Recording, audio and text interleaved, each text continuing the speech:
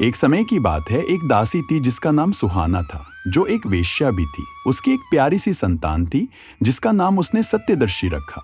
सत्यदर्शी का नाम ही उसके उद्देश्य को बयां करता था, क्योंकि वह सत्य को जानने और समझने की तीव्र इच्छा रखता था। वह अपनी माँ सुहाना के साथ रहता था और जीवन के सच को जानने के लिए हमेशा जिज्ञासा रखता था। एक दिन सत्यदर्शी ने अपनी माँ से एक सवाल पूछा, माँ, मेरा गोत्र क्या है?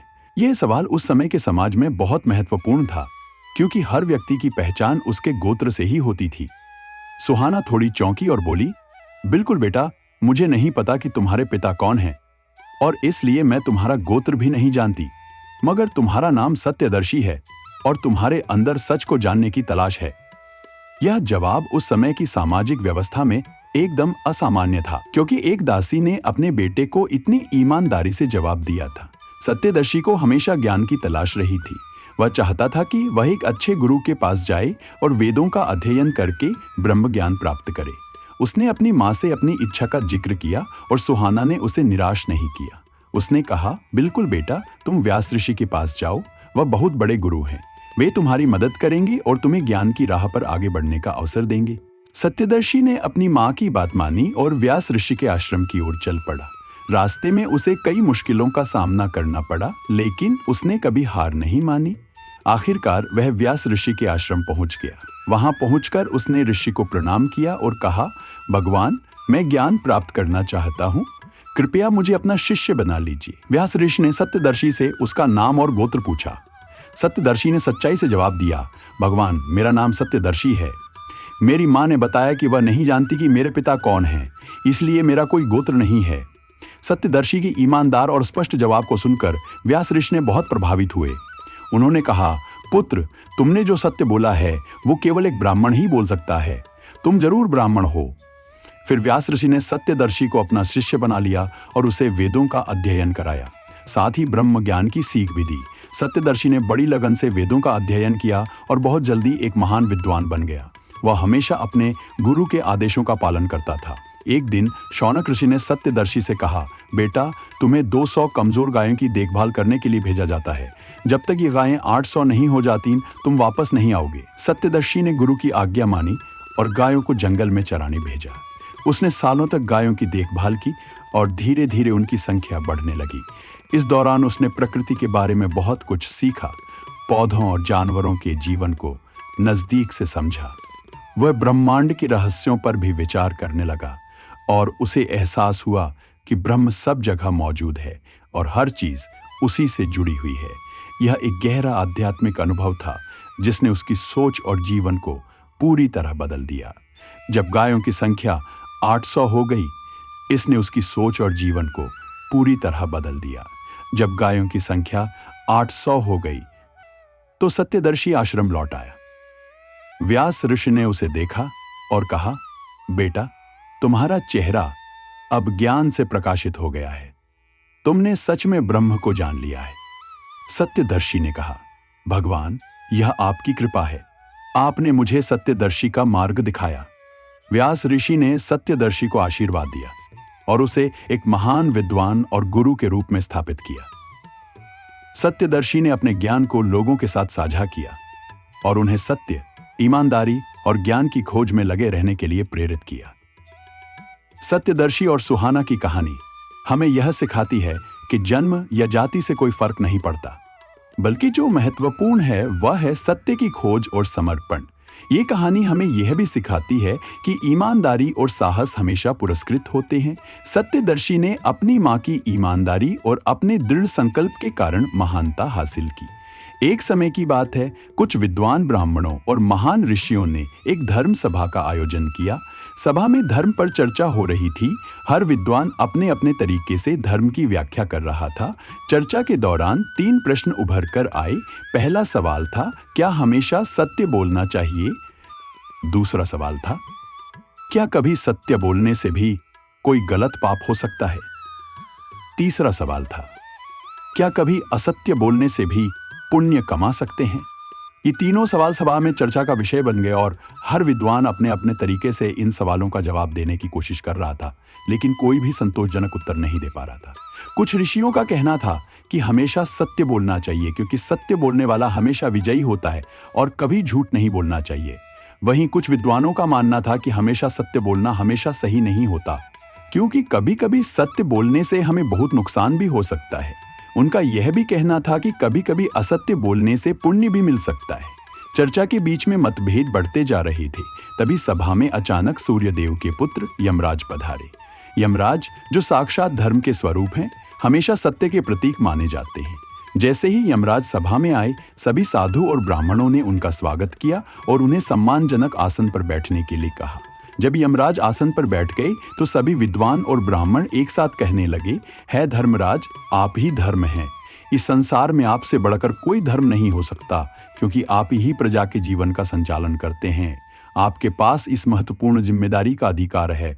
हम विद्वानों में एक सवाल पर मतभेद है, कृपया आप हमारे प्रश्नों का समाधान करें। यमराज मुस्कुराए और शांति से उनकी बातें सुनी। अब सभी की नजरें यमराज पर थीं, क्योंकि उन्हें उम्मीद थी कि यमराज ही इस उलझन को सुलझाएंगे। याशीगणों ने यमराज से कहा, हे भगवान, हम हमेशा आपके सम्मान में झुके रहते हैं। कृपया हमें बताइए, क्या हमें हमेशा सत्य बोलना चाहिए, और क्या कभी सत्य बोलने से भी बड़ा पाप हो सकता है? हम सत्य तो बोल रहे हैं, लेकिन क्या इससे कोई बड़ा अपराध भी हो सकता है? और हमारा तीसरा सवाल ये है, क्या कभी कोई व्यक्ति असत्य बोलने से भी बड़ा पुण्य कमा सकता है? क्या धर्म के रास्ते पर असत्य बोलने से भी भाग्य बदल सकता है?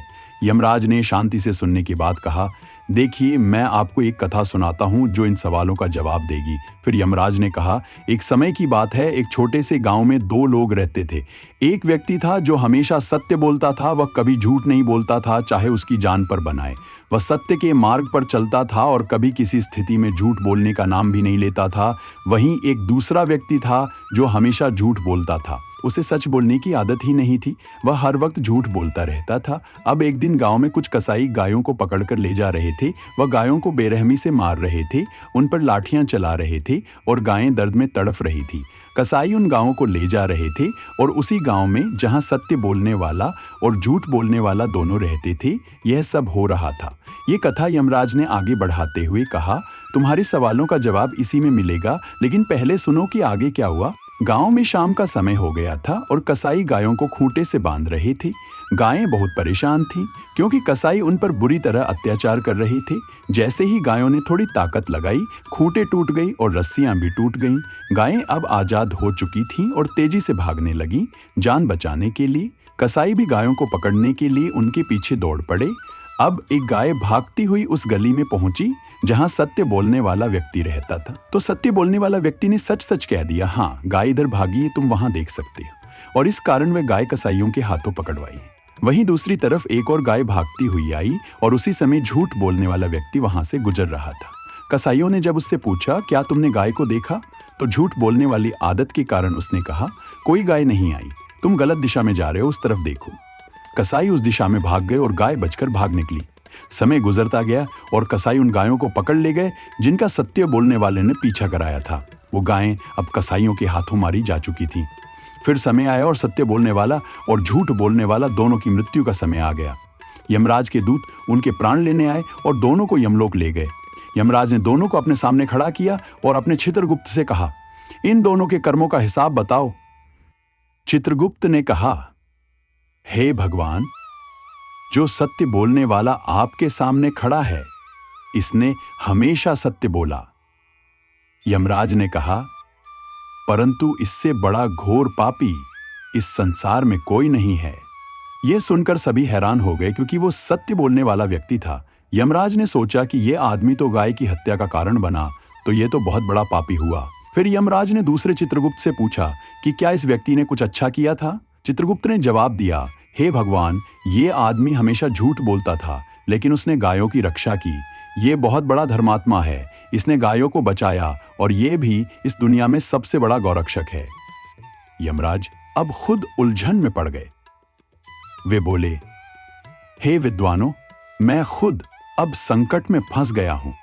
यह व्यक्ति तो हमेशा सत्य बोलता था, लेकिन उसने गाय की हत्या करवा दी, और यह आदमी हमेशा झूठ बोलता था, लेकिन इसने गायों की जान बचाई। अब मैं क्या करूं?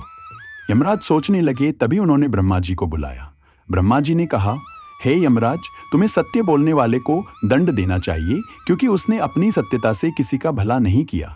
धर्म की व्याख्या समय, स्थान और परिस्थिति के हिसाब से बदलती रहती है, लेकिन उस झूठ बोलने वाले को स्वर्ग भेजो, क्योंकि उसने झूठ बोलकर किसी की जान बचाई। इसके बाद ब्रह्मा जी गायब हो गए। यमराज ने दोनों का हिसाब किया। सत्य बोलने वाले को नरक में भेज दिया और झूठ बोलने वाले को स्वर्ग में भेज दिया। ये सुनकर सभी विद्वान और साधु हैरान रह गए। उन्होंने यमराज से पूछा, क्या हमें अब सत्य नहीं बोलना चाहिए?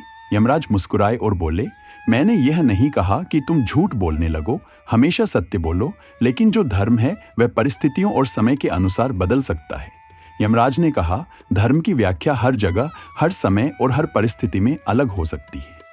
उदाहरण के लिए, अगर किसी देश का सैनिक दुश्मन के हाथों पकड़ा जाता है और वो हमेशा सत्य बोलने वाला होता है, तो सोचिए, अगर वह शत्रु से अपनी देश की गुप्त बातें बता देता है तो पूरी देश की आज़ादी खतरे में पड़ सकती है। ऐसे में सत्य बोलने का परिणाम बहुत बुरा हो सकता है। इसलिए यह ज़रूरी है कि हम समझें कि कब सत्य बोलना सही है और कब असत्य बोलना। यमराज ने कहा, वह सही नहीं हो सकता कि हमेशा सत्य ही बोलें। अगर आपके सामने किसी के प्राणों की रक्षा हो रही हो, देश की रक्षा हो रही हो या किसी गौ या ब्राह्मण की रक्षा हो रही हो, तो ऐसे समय में असत्य बोलना आपको पाप नहीं देगा, बल्कि ये पुण्य माना जाएगा। आप धर्म के रक्षक माने जाएंगे। अगर आप देश की रक्षा के लिए झूठ बोलते हैं तो आप देशभक्त और धर्मात्मा कहलाएंगे। यमराज ने आगे कहा, यह असत्य बोलने वाला व्यक्ति गाय की रक्षा कर रहा था और गाय की रक्षा सबसे बड़ा धर्म है। ये तो स्वर्ग जाने के लायक है, क्योंकि उसने किसी की जान बचाई और इससे बड़ा पुण्य कोई नहीं हो सकता। यमराज ने कहा, धर्म की समझ हर किसी के पास नहीं होती। इसे समझने के लिए ज्ञान चाहिए। यह एक बहुत सूक्ष्म और गहरा विषय है। हर व्यक्ति इसे समझ नहीं सकता। केवल ज्ञानी लोग ही यह समझ सकते हैं कि धर्म क्या है। इतना कहकर यमराज ने उस सभा को समाप्त किया और सभी साधु और विद्वान ब्राह्मण ने उनका आदर और सम्मान किया। फिर यमराज वहां से अंतर्ध्यान हो गए। सत्य की कहानी हमारे समाज के लिए बहुत ही महत्वपूर्ण संदेश देती है। यह हमें ये याद दिलाती है कि हर किसी को समान अवसर मिलना चाहिए, चाहे उसकी पृष्ठभूमि जो भी हो। साथ ही यह भी सिखाती है कि हमें कभी भी अपने सिद्धांतों से समझौता नहीं करना चाहिए और हमेशा सच्चाई के लिए खड़ा रहना चाहिए। सत्यकांत सुहाना की कहानी प्राचीन भारत के सबसे प्रेरणादायक उपाख्यानों में से एक मानी जाती है। ये कहानी हमें उपनिषदों में मिलती है, जो हिंदू धर्म के महत्वपूर्ण दार्शनिक ग्रंथ हैं। ये हमें सत्य, हित, ईमानदारी और ज्ञान की खोज के महत्व को समझाती है। सत्यदर्शी सुहाना ने अपनी माँ की सच्चाई और अपने ज्ञान की प्यास के कारण न केवल एक महान विद्वान बनने का रास्ता चुना, बल्कि आज भी वह सत्य, ईमानदारी और ज्ञान की खोज के प्रतीक के रूप में याद किए जाते हैं। उनकी कहानी हमें यह सिखाती है कि हमारी उत्पत्ति या पृष्ठभूमि हमारे भविष्य को निर्धारित नहीं करती, बल्कि हमारे कर्म और सत्य के प्रति समर्पण हमें परिभाषित करते हैं। सत्यदर्शी सुहाना की कहानी हमें यह भी बताती है कि ज्ञान सिर्फ किताबों में नहीं मिलता, बल्कि प्रकृति में और हमारे अपने अनुभव में भी छिपा होता है। जंगल में गायों की देखभाल करते हुए उन्होंने प्रकृति के रहस्यों को जाना और आत्मज्ञान प्राप्त किया। ये कहानी हमें सिखाती है कि हमें खुले मन से हर चीज को देखना चाहिए और हर जगह ज्ञान की तलाश करनी चाहिए। सत्यदर्शी की कहानी आज भी बहुत प्रासंगिक है, खासकर उस समाज में जो जाति और वर्ग के आधार पर बंटा हुआ है। ये कहानी हमें ये दिखाती है कि हर व्यक्ति को अपनी क्षमता तक पहुंचने का समान अवसर मिलना चाहिए और समाज को सत्य, न्याय और ईमानदारी के सिद्धांतों पर आधारित होना चाहिए।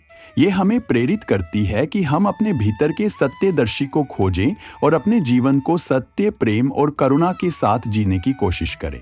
सत्यदर्शी सुहाना की कहानी यह सिखाती है कि एक साधारण व्यक्ति भी अपने सिद्धांतों और ज्ञान की खोज से महानता प्राप्त कर सकता है। अगर हमारे पास दृढ़ संकल्प और सत्य के प्रति समर्पण हो, तो कोई भी चुनौती हमें हमारे लक्ष्यों तक पहुंचने से नहीं रोक सकती। यह कहानी पीढ़ियों को प्रेरित करती रहेगी और हमें याद दिलाती रहेगी कि सच्चाई और ईमानदारी ही सबसे बड़ा धन है। सत्यदर्शी सुहाना की कहानी हमें यह भी सिखाती है कि सच्चा ज्ञान आत्म अनुशासन, समर्पण और नैतिक मूल्यों का पालन करने से मिलता है। उनकी कहानी हमें यह बताती है कि अगर हम सत्यदर्शी और ईमानदारी के मार्ग पर चलते हैं तो हम सभी महानता प्राप्त कर सकते हैं। सत्यदर्शी सुहाना अपनी माँ के साहस और अपनी ज्ञान की प्यास के कारण आने वाली पीढ़ियों के लिए प्रेरणा का स्रोत बने रहेंगे। आजकल हम अक्सर देखते हैं कि लोग सिर्फ पैसे और भौतिक सुखों के पीछे भागते रहते हैं, लेकिन सत्यदर्शी की कहानी हमें यह सिखाती है कि असली खुशी सादगी और संतोष में है। हमें अपने जीवन में छोटी छोटी खुशियों का आनंद लेना चाहिए, जैसे प्रकृति की सुंदरता, दोस्तों और परिवार के साथ समय बिताना और दूसरों की मदद करना। ये सरल चीजें ही असली खुशी देती हैं। सत्यदर्शी की कहानी हमें यह भी सिखाती है कि हमें अपने लक्ष्य को पाने के लिए मेहनत करनी चाहिए। उन्होंने ज्ञान प्राप्त करने और दूसरों की सेवा करने के लिए बहुत मेहनत की। उनकी मेहनत और लगन से ही वे एक महान ज्ञानी बने। व्यास ऋषि ने उन्हें गले लगाया और कहा, तुम एक महान ज्ञानी बन गए हो। तुम्हारा ज्ञान और अनुभव दूसरों के लिए प्रेरणा का स्रोत बनेगा। सत्यदर्शी ने अपने गुरु को प्रणाम किया और गुरुकुल से विदा ली। उनकी शिक्षा पूरी हो गई थी, लेकिन उनका ज्ञान और अनुभव का भंडार लगातार बढ़ता गया। वह एक प्रसिद्ध शिक्षक और ज्ञानी बने और अपनी शिक्षा और अनुभव से लोगों को सत्य, ईमानदारी, सेवा और प्रेम के महत्व के बारे में सिखाया। सत्यदर्शी की शिक्षाएं हमें यह बताती हैं कि सत्य, ईमानदारी, सेवा, ज्ञान और प्रेम ही जीवन के सबसे बड़े मूल्य हैं। हमें इन मूल्यों को अपने जीवन में अपनाना चाहिए और एक उद्देश्यपूर्ण जीवन जीना चाहिए। सत्यदर्शी ने हमेशा सत्य का पालन किया और कभी झूठ नहीं बोला। हमें भी अपने जीवन में सत्य और ईमानदारी को महत्व देना चाहिए। इससे हमारे चरित्र को मजबूती मिलती है और दूसरों का विश्वास जीतने में मदद मिलती है। सत्यदर्शी ने हमेशा दूसरों की मदद की और उनके प्रति दयालु रहे। हमें भी दूसरों की मदद करने के लिए हमेशा तैयार रहना चाहिए। सत्यदर्शी ने एक साधारण जीवन जिया, लेकिन वो खुश और संतुष्ट थे। हमें भी सादा जीवन जीने की कोशिश करनी चाहिए और भौतिकवाद से दूर रहना चाहिए। असली खुशी सादगी में छिपी है। सत्यदर्शी ने कभी भी किसी के साथ जाति या कुल के आधार पर भेदभाव नहीं किया।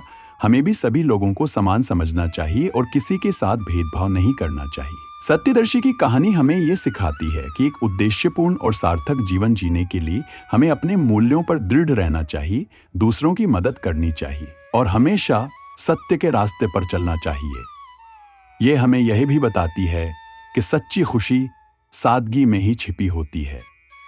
सत्यदर्शी की कहानी आने वाली पीढ़ियों को भी प्रेरणा देती रहेगी और यह हमें बताती है कि एक साधारण व्यक्ति भी अपने गुणों और कर्मों से महान बन सकता है।